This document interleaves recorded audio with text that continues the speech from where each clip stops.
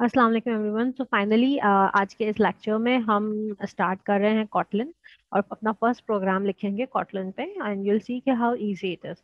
Right, so we are going to start with Kotlin and let's say hello world. क्योंकि हम हर programming language के start में जो फर्स्ट प्रोग्राम बनाते हैं वही हम कॉटलिन का बनाएंगे। राइट, सो आपको करना यह है कि as Android Studio is already installed और आप उसमें मोबाइल एप्लीकेशन डेवलपमेंट करेंगे। तो कॉटलिन के लिए मैं आपसे कोई एप्लीकेशन जो है कोई भी सॉफ्टवेयर इंस्टॉल नहीं करवा रही। हम सिंपली जैसे कि सी का हम एक ऑनलाइन यूज करते हैं, ऑनलाइन कंपाइलर यूज करते हैं, बिल्कुल वैसे ही हम कॉटलिन का भी एक ऑनलाइन कंपाइलर यूज करेंगे। अच्छा, ऑनलाइन कंपाइलर कैसे यूज करेंगे, क्या है वो online compiler, let me tell you. इसके लिए आपको जस्ट गूगल करना है कॉटलिन ऑनलाइन कंपाइलर। ठीक है जी। तो आपके पास फर्स्ट लिंक ही ओपन हो जाएगा, Kotlin playground edit run share Kotlin code online. आप इसको ओपन कर लें। ठीक है, इसको ओपन करने के बाद अब हम खुद से कॉटलिन का फर्स्ट प्रोग्राम लिखेंगे। ठीक है जी। सो कॉटलिन का first program, in case of Kotlin we require to declare the, जैसे कि आप जावा की अगर मैं बात करूँ तो जावा में आप एक्सप्लिसिटली क्लास डिक्लेयर करते हैं ना। We need to write all the code inside the class. So जब हम कॉटलिन की बात करते हैं तो हमें कोई क्लास की जरूरत नहीं है, और बट क्लास की जगह हम सिंपली लिख देते हैं फंक्शन, FUN फन। ठीक है, जो कि फंक्शन को डिफाइन करता है। राइट, अब उसके बाद हम कॉटलिन में क्या करते हैं, मेन। और मेन में जावा में आता है कम्प्लीटली स्ट्रिंग आर्ग्यूमेंट्स। लेकिन यहाँ हम चाहें तो वो स्ट्रिंग आर्ग्यूमेंट्स ओमिट कर सकते हैं, लेकिन अगर लिखना चाहें तो उसको लिखने का तरीका कुछ यूं होता है, arguments array and then string. Right, अब ये हो गया आपका मेन। ठीक है, ये आपका मेन हो गया। मेन के curly braces open, curly braces close. ठीक है जी।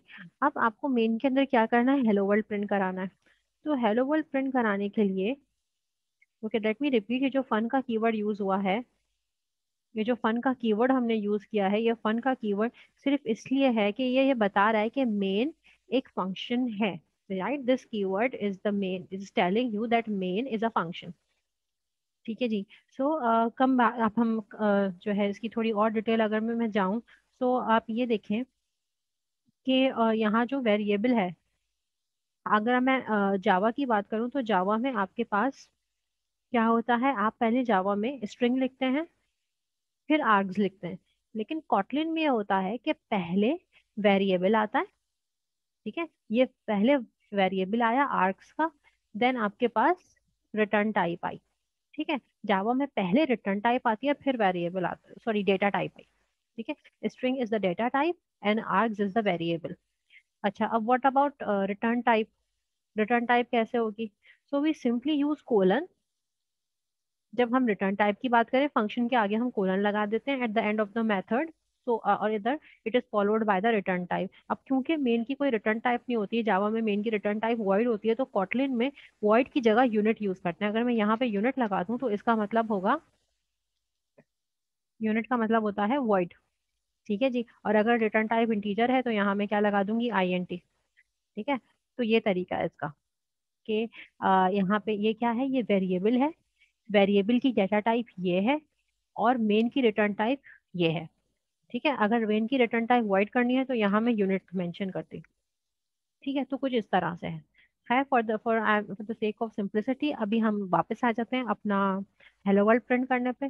तो बिल्कुल भी जरूरी नहीं है कि आप कॉटलिन के अंदर ये सारे आर्ग्यूमेंट्स पास करें। ठीक है, आप सिंपली ऐसे भी कर सकते हैं कि एक फंक्शन है मेन जिसके अंदर हम अपना कोड लिखने जा रहे हैं और कुछ भी लिखने की जरूरत नहीं है, वो बस for the sake of knowledge मैं आपको बता रही थी। ठीक है, so we are going to write hello world. Hello world के लिए हमें सिंपली प्रिंट लिखना है।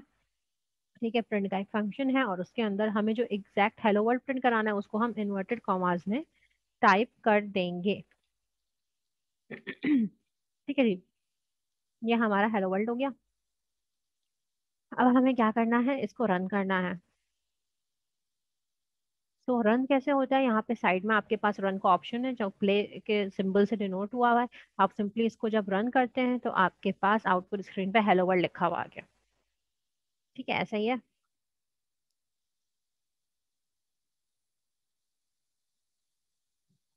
तो ये हो गया कॉटलन का हमारा फर्स्ट प्रोग्राम। ओके, अगर आपको नेक्स्ट लाइन पे लेके जाना है अपने कर्सर को, जैसे कि मैं प्रिंट करवा रही हूँ हेलो वर्ल्ड के अलावा, प्रिंट करवाना चाह रही हूँ मैं हेलो वर्ल्ड कॉटलन। ठीक है, कॉटलन प्रिंट करवाना चाह रही हूँ। तो अब क्या होता है, कॉटन भी मैं एग्जैक्ट प्रिंट करना चाह रही हूँ, इस वजह से मैंने इन्वर्टेड कॉमास में लिख दिया। ठीक है, अब अगर मैं इसको रन करती हूँ तो मेरे पास ये सेम सेम लाइन पे आ रहा है, लेकिन मैं चाहती हूँ कि हेलो वर्ल्ड के बाद नेक्स्ट लाइन में कॉटलन प्रिंट हो। तो मैं हेलो वर्ल्ड वाली स्टेटमेंट पे क्या लगा दूंगी, प्रिंट लाइन, कि जो नेक्स्ट स्टेटमेंट है वो नेक्स्ट लाइन में प्रिंट हो। तो अब मेरा आउटपुट क्या आएगा, हेलो वर्ल्ड और नेक्स्ट लाइन में कॉटलन। ठीक है, one more very interesting thing कि यहाँ आपको सेमी कॉलन का कोई ट्रैक नहीं रखना, कि जो कि आपको जावा में टेंशन होती थी कि कहीं सेमी कॉलन रह जाता था तो एरर आता था। लेकिन यहाँ ऐसा कुछ भी नहीं है, आपको सेमी कॉलन लगाने की कोई जरूरत नहीं है। Right, so there are no semicolons here. तो this is our first program of Kotlin, congratulations.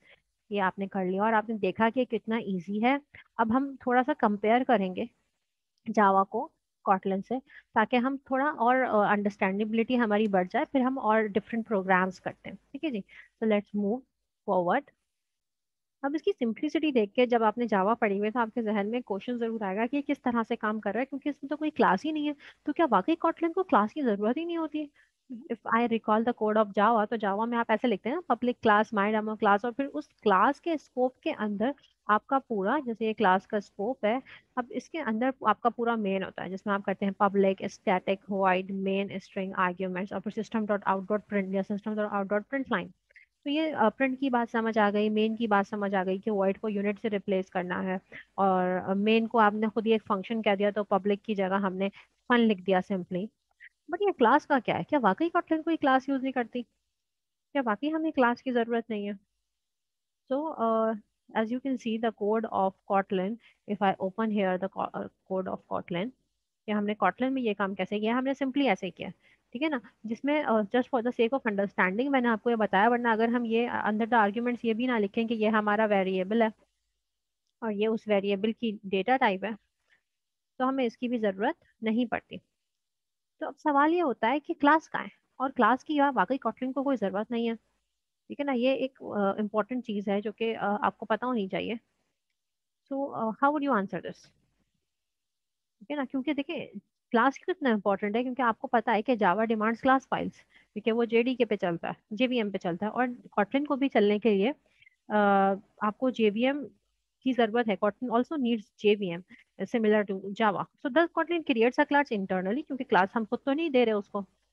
इसका क्या ये ऐसा है, क्योंकि अगर ऐसा है तभी तो वो जेवीएम पे रन हो रही है, अभी तो उसको रन होने के लिए जेवीएम चाहिए। It's all about class. तो यस, यस, जो कॉटलिन का कंपाइलर है वो इंटरनली क्लास फाइल क्रिएट कर लेता है, जो कि मेमोरी में लोड हो जाती है जैसे ही वो कोई प्रोग्राम एग्जीक्यूट करने लगता है। चलिए, तो अब आपकी ये क्वेरी भी रिजॉल्व हो गई कि कॉटलिन खुद ही अपना कंपाइल कॉटलिन का कंपाइलर खुद ही क्लास क्रिएट कर लेता है, आपको खुद से क्लास मेंशन करने की जरूरत नहीं होती है। बट आपको ये पता होना बहुत जरूरी था कि यहाँ हम जावा की तरह क्लास मेंशन नहीं कर रहे, तो इसका मतलब ये नहीं है कि कॉटलिन को जावा फाइल की, वो क्लास फाइल की जरूरत नहीं होती। कॉटलिन को क्लास फाइल की नीड होती है, मगर वो उसका कंपाइलर खुद ही इंटरनली क्रिएट कर लेता है। राइट, तो यस, अब हम आते हैं आगे और हम कुछ और चेंजेस करते हैं, कि जैसे कि मैं नहीं चाहती स्ट्रिंग पे काम करूं, अब मैं चाहती हूँ मैं कुछ नंबर्स पे काम करूं। For instance I want to do subtraction और एडिशन। राइट, 10 + 2, क्या आउटपुट आना चाहिए इसका, 12। लेट मी रन इट, 12 ही मेरा आउटपुट आ रहा है। ठीक है जी, अब मैं चाहती हूँ 10 - 9 कर दूं।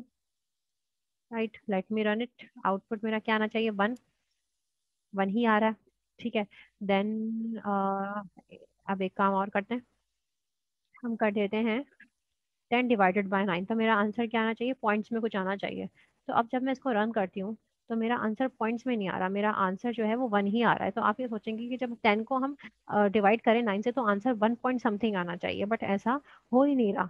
तो क्यों नहीं हो रहा? कॉटलिन में जब आप प्रिंट की स्टेटमेंट के अंदर इंटीजर डिफाइन करेंगे तो आपके पास आंसर भी इंटीजर ही आएगा, what ever you type in the print function ना। तो अगर मैं यहाँ पे 10 को 10.0 कर दूं और फिर रन करूं, तो yes, you get what, you get the right points answer 1.1111 and something what ever so.